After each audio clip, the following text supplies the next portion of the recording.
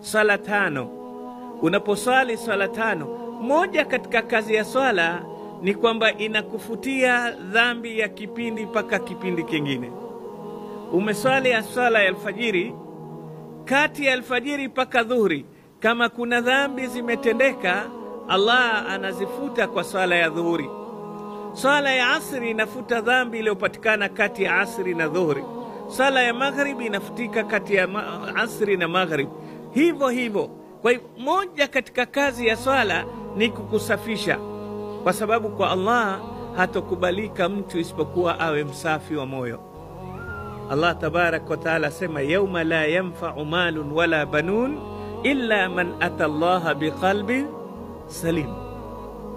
Hiyo siku hayatasaidia mali wala watoto ila atakayekuja kwa Allah na moyo ulio msafi.